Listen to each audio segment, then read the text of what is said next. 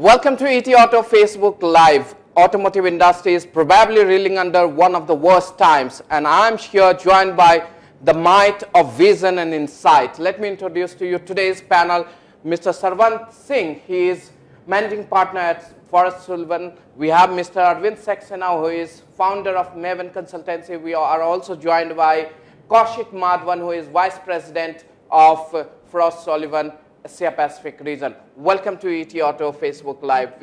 As we are seeing that the Indian automotive industry is probably facing one of the worst phases of its business in last 2 decades. How do you see the going forward for Indian automotive industry, and what are the area that we can focus in terms of market segmentation, in terms of customers? Where can we find Sarwant? Yeah, absolutely. I think we're definitely going through one of the toughest periods in the last few years. But I feel in the long term, India's auto industry is still poised for growth. Our recent forecasts suggest by 2030, in the period 2020 to 2030, India will be the fastest growing auto industry, so double the sales to 8 to 9 million. I think this year we expect very much flat sales, maybe a small growth. The growth will come in the second half of the year. But I think it's also at the time when the auto industry can really innovate and develop new types of products, but also attract and appeal to new customers. So what I'm hearing at the Indian Auto Show today is a big push towards rural customers. You know, India is rich with tier 2, tier 3 cities.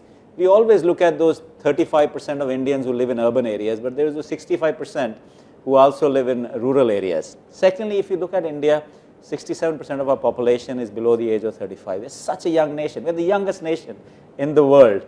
And can we make products to appeal to this younger generation, because their income or buying power is much higher than what it used to be on previous generation. And most importantly, I think we are neglecting a very important segment in India. We did some analysis a few years back, and we found only 12% of Indian women in India. Only 12% of 12% of the Indian population who has driving license is women, and we are seeing that segment growing. So I think there's an opportunity to sell attractive cars to this segment also in the future. We have been looking at 5 million units for Indian passenger vehicle market. Sarwant, when do you see we can achieve that magical number in India? I think Mr. Modi needs to answer that one. I think as soon as we start spending more on infrastructure, I think that will really unlock it. I believe in a couple of years' time, we should be aiming for 5 million units. Bringing you back to the discussion, Mr. Saxena, dealership business that has been at the receiving end when we talk about the market situation, they are the worst hit. What would be your advice to them, because you have been working with dealers for a long time? How can they manage their cash flow, balance sheet? What is the way out for them? I think last year was very specific year when the whole industry went through a complete change in terms of regulation and many other things happening in the market. So that has really put dealers into a very, very difficult situation. So I think this is big learning for them, is that they really need to be working for something which is more efficient operations, especially from the point of inventories. And I think another important factor here which really worked against the dealer was the wholesale based, the business here. The whole business actually works on a wholesale, which has put pressure, especially for the earning the market share, that unnecessary inventories got accumulated. So if this whole thing changes to retail sale based, which I think should be possible when the Vahan is in place and all the registration being captured, I think most of it is being captured. I think that should make things very, very different. And apart from that, dealers really need to run very, very efficient operation, both from the point of inventory management, manpower, and even the infrastructure, because the fact today is that large number of customers actually are going to the digital route, not truly coming to the showroom for the visits and for selections. So large part of pre-sales work is happening in the digital space, and that's keeping that in mind. They should see a model where they economize in terms of the infrastructure while giving the good brand experience, but maybe the investment need to be checked again. Kaushik, you look at the component industry also. We are seeing the industry entirely transitioning towards electric and a new form of mobility. How do you see their role? Because they are really worried about the change that is happening, because we hardly see a major supplier to electric vehicles here in India. How do you see that industry transforming going forward? That's a good question, Nabeel. So very clearly there is a big shift towards the e-mobility space.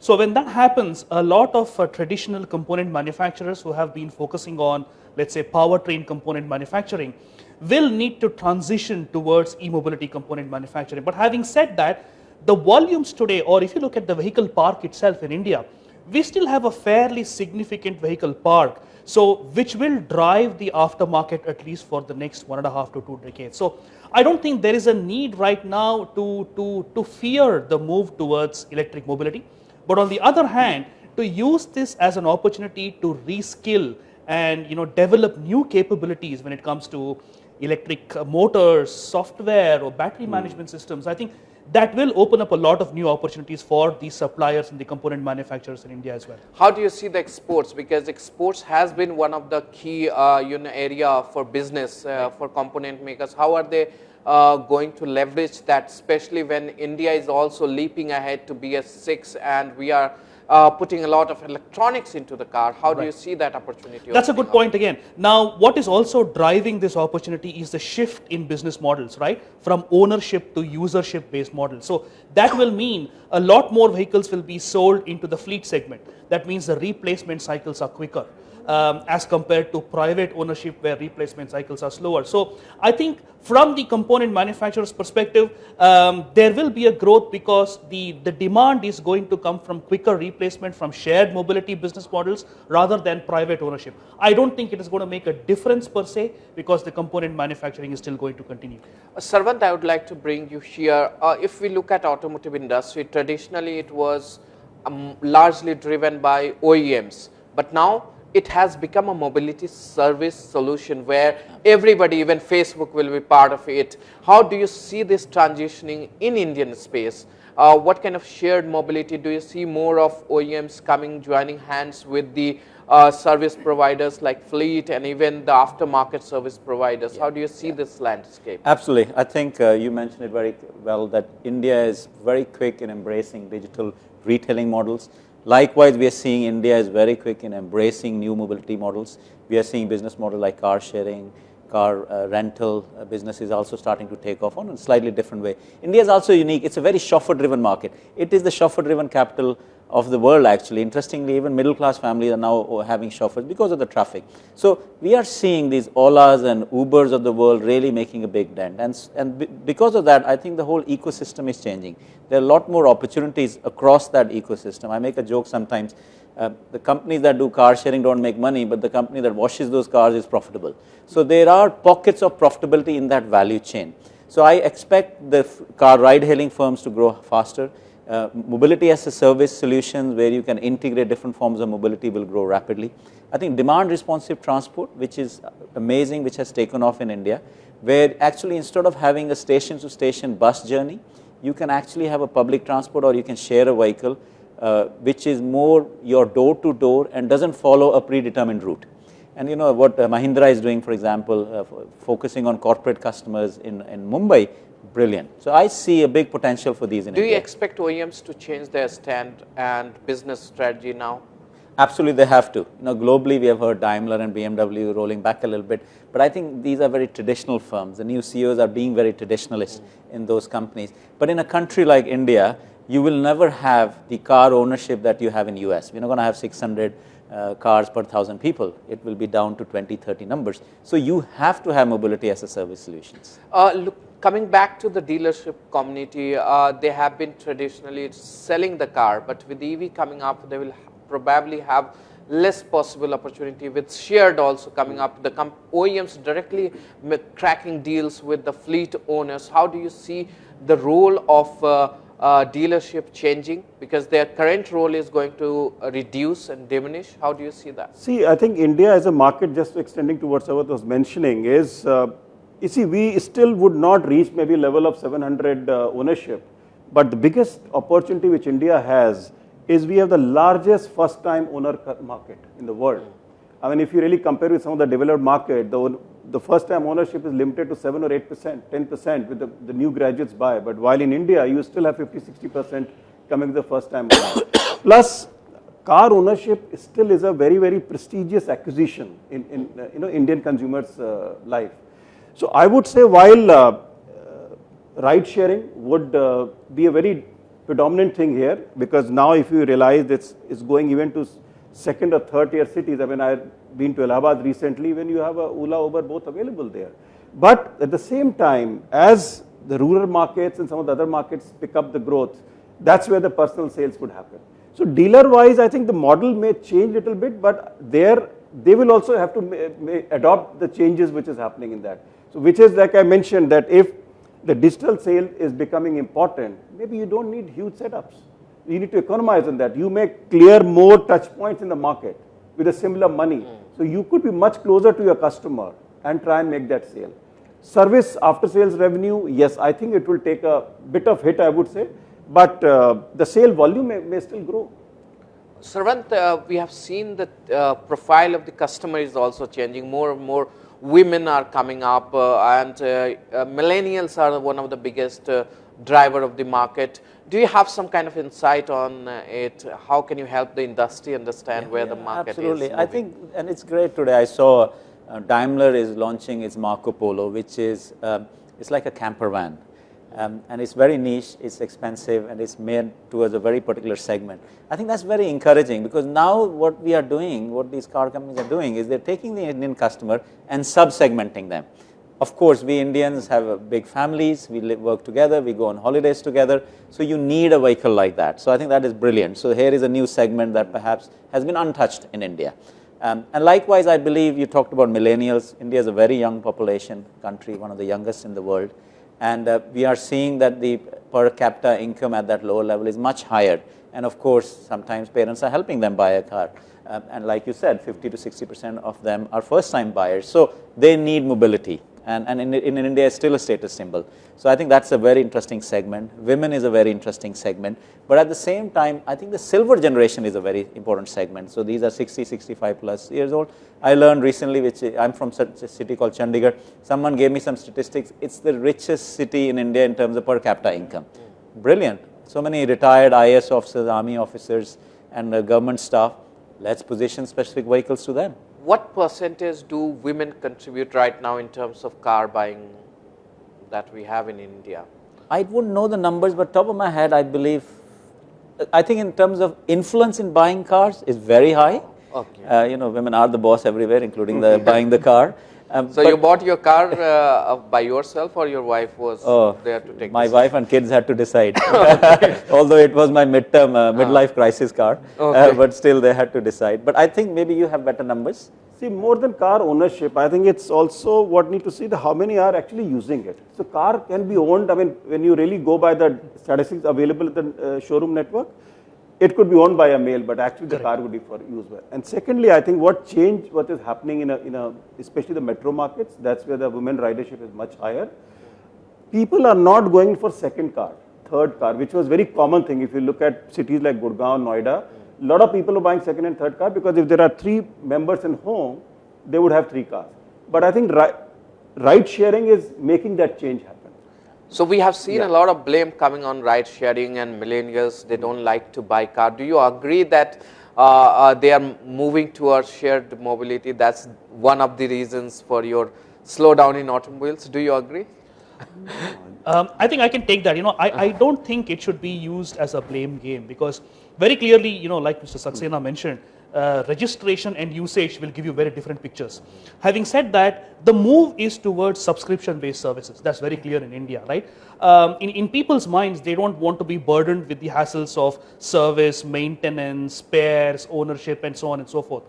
What is actually driving this is the OEMs themselves getting into the subscription service space. So with the likes of Mahindra, Hyundai, Maruti coming into it, in people's minds, it instills a lot of confidence that it is not just third-party players like the Olas or Ubers or Revs, but it's the OEMs themselves. So it instills a long-term prospect in people's minds as well. So that's going to be. But I have a very contrary view on this, because I went on meeting people in my office also, where most of the millennials work. I saw that a lot of apprehension coming up for shared mobility also, because the kind of cars they get, it is most often dirty, they don't come on time, or they hardly do any checkup of the vehicles. Some of them are rattling, So these kind of problems are coming. Customer satisfaction is losing in that space also.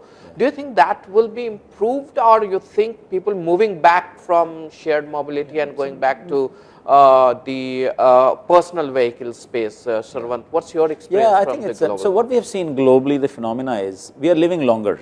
Yeah, one of five of us will live up to 100. And what's happening is we are delaying everything in our lives. We are having kids later. We are getting married later. And so what is happening is that 20 to, good old days, 16 to 21 were buying cars. Now people don't buy in that age group anymore. They're buying cars in the 25 to 30, 35. People are buying cars when they're having kids, because then, you need a little bit something. So, but at the same time, we're seeing the older generation is holding on to the cars and licenses longer. Yeah, we had in the UK, the prince was driving a 98. We had to take him off the roads. So I think that is one of the phenomena. So I don't really see that. Yes, that generation is not buying cars. I think they're delaying their ownership of vehicles. Mr. Saxena, we see in subscription models especially, don't you see or think that dealers will be better off if they strike those deals, because they are directly connected with the customers, they interact with them every day compared to the OEMs? Don't you think that's a good spot where they can do business? It could be a mix of both, frankly. Yeah. I think important point what I pick up in this is, as long as car is being used, whether it's a ride shared or owned, I think to the demand it doesn't make a big difference. And secondly, from a dealer point of view, both cars are available for after sales to him. So in fact, the cars which are used for ride sharing come much quicker for his after sales than the owned cars. So dealer would anyway have to channelize his efforts a little differently. Like today I find a lot of dealers have the contracts with Olas and Ubers, because they treat a separate workshop, they keep a separate people to handle, because their demands are a bit different than what the individual customer's demand is. So I think there's an opportunity for them if they really channelize their efforts and use it differently, treat the two businesses separately and manage it differently. Let's come back to the situation of Indian automotive industry. What are the key reasons that you assess that has brought such a prolonged illness in automotive and overall economy? Yeah. Sarwant, go ahead. So I think number of things. Firstly, I think the government hasn't helped. A lot of the economic policies, the changes we've had has not helped. And then a lot of these things have come like a tsunami together. For example, this year we moved from BS4 to 6. I think that's important for the country, but it's a big leap and it's a big cost equated to it. I think some of the policies could have been a little bit more friendly. I think some reduction. Do you point out any specific policy? I think some tax concessions could have been better. Corporate rate tax could have been lowered. I think some GST could have been perhaps lowered. So corporate tax was lowered, but from the other side it was again pulled out. Like in personal income tax that happened in the budget. Financing. Yeah, financing is a big issue. Is another issue. I mean, India, most cars are financed. We need easier liquidity in the market to be able to finance these vehicles. When do you see really automotive industry coming back to the growth that it had, like 8-9% in passenger vehicle, 10 that kind of growth? When do you see it coming? Because when we were releasing a report, ETAuto, Indian Automotive Industry Status Report 2020, where we found out that it is going to take at least till 2021 when we'll really see the growth coming up, despite the low base. What's your assessment? Our assessment is second half will pick up, will be much better than first half. I think once the BS6 is out of the way, I think people will start buying cars more. But we are agreeing with you, 2021 should be a good year for the industry. What's your take on this? The same, I think I agree with it, because we have gone through so much of changes in the last 1 year. And I think all that coupled with huge noise on the EVs. So I think there is a wait and watch kind of situation in the market. And I think that on top of it had a lower economic growth in this country. I think the economy is a very, very important part, especially with the car sales. I mean, what I've seen is typically, I remember a few years back, people used to very typically take economic growth multiplied 1.5, and that used to be the car volume growth. But I think now that many things are behind, especially the Euro 4 to Euro 6 transition, which is a big, I think, culprit in this whole process, let me say, with a completely unknown for people. But with festive time coming in, I think that's where we should start finding something, going positively in this. But overall, it should take another year or so when we really can be somewhere, I don't know whether it is 9%, 7%, but in a reasonable, I would say, growth trajectory. But we have a low base now. Yeah. Kaushik, what about the commercial vehicle? They are bleeding. They are going negative every passing months. What's the problem there? When do you see that coming back? This year as well, we hope the commercial vehicle industry is going to pick up. Again, the successful implementation of multiple regulations in within a span of 2-3 months of each other actually slowed the industry down, as Mr. Saxena mentioned. Now, from the commercial vehicle perspective, again, the next few months will be very, very critical. Combination of BS6 and a few other regulations like your truck body code, bus body code, being implemented more rigorously in India is going to have a little bit of an impact. But having said that, I see a little bit of a positive outlook because the government has announced some infrastructure spending over the next 6 to 8 months. That hopefully will spur the demand for commercial vehicles, especially the medium heavy commercial vehicle segment. But what is going to drive the light and small commercial vehicle segment is the growth in e-commerce, right? With the Amazons, and Flipkarts, investing significantly in, delivery services. I think that is going to drive the smaller segment growth, hopefully with a little bit of electric vehicles as well. We have seen a lot of job losses in automotive industry, but we saw a minister recently informing the parliament that there is no exact number. Do you have a sense of job creation that we can have anytime soon in automotive industry? I think the car industry needs to grow. I think we need to add, and you look at around here, there's so many global manufacturers here, and including Chinese manufacturers coming to India, and they all want to be part of manufacturing in India. I think we need to provide that stimulus in manufacturing in India to create jobs. How can we improve the sentiment? Largely, we see a lot of complaint about the consumer sentiment is going down. We have seen the consumption is going down every passing month. We have seen FMCG sector, which is, you can say, the one sector which can tell you the possibly the situation of the economy, where you have seen even ₹10 stuff is not difficult to sell. So how do you see this changing?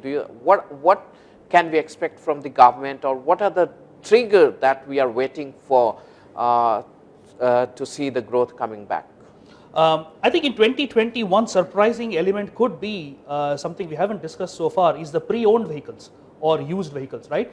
Traditionally, in 2014, 15, 16, the pre-owned car market was 1.2 to 1.3x the new car market. But this year, we are expecting that to be between 1.6 and 1.8x. So because newer models are coming into the pre-owned vehicle space, number one, the average holding time of the vehicles is reducing, number two. Number three, the OEMs themselves are coming with, let's say, a pre-owned business model. So again, that instills a lot of confidence among the customers to say, hey, I can still buy a pre-owned vehicle without having to worry about warranty and spares and service. So this year, although the new vehicle sales could be flattish or with very, very minimal growth, the growth in the pre-owned vehicle market could be a surprise element. My question was on economy also. When do you see? No, I would say that, see, automobile industry, if you really look at, it's a very capital intensive or human intensive industry, and it creates huge number of jobs directly and indirectly. Whether it is directly employed with the company or vendors or dealers, there's a huge number of people involved.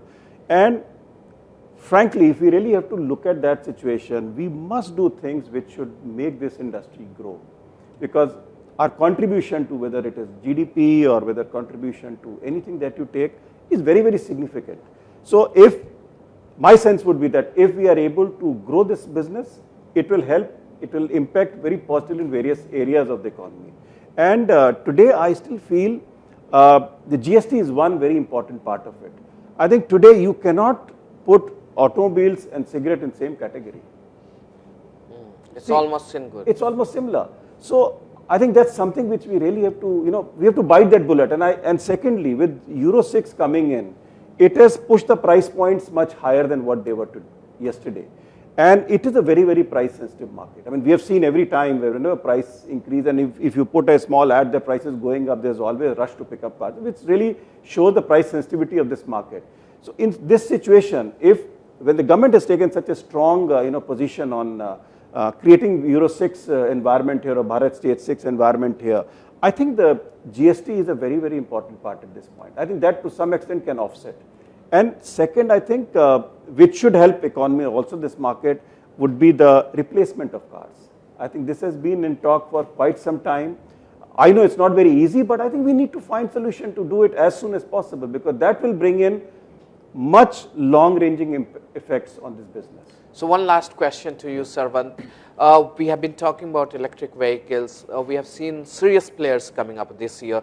Do you see 2020 to be inflection point for electric vehicles in India? And what kind of share do you see in terms of electric vehicle in all segments, like two-wheeler, three-wheeler, or four-wheeler, or the commercial vehicle? How is it going to pan out? What's your assessment? So I firstly totally agree that this year 2020 will be an inflection point for electric vehicles globally. Okay. Because the number of new models coming up is unbelievable. We have some statistics. If you count hybrid, mild hybrid and electric, there are over 600 models in play globally in the global market. Of course, almost 250 of those are in China. So big numbers there. Now let's talk about India. I think there is potential for electrification in India. There's huge opportunity in the component industry. But electrification in India, I think will first has to be in two-wheelers and three-wheeler segment. And I think there we will see there's a definite business case. There's a benefit statement there because the ranges are lower.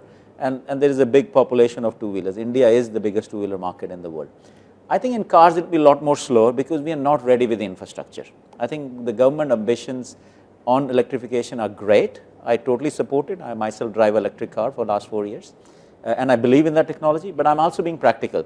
I get range anxiety when I drive 2 hours journey. You know, do we have ultra high fast charging network? We don't have it. Do we even have enough charging network? The answer is no. And it will take time to build it. But looking at the motor show today, the number of launches and vehicles that are being displayed, especially, I'm very encouraged, the Indian OEMs, Tata, Mahindra, they've got some really good vehicles out there. Most likely these will be second cars, third cars at this point in time. So I think in a lot of ways, this year and especially in this motor show, it looks like an electric motor show.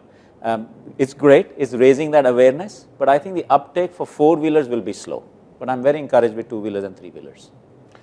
So let's take this time as a small blip in the automotive industry. We stand strong and we remain hopeful. Thank you so much for watching ETAuto Facebook Live.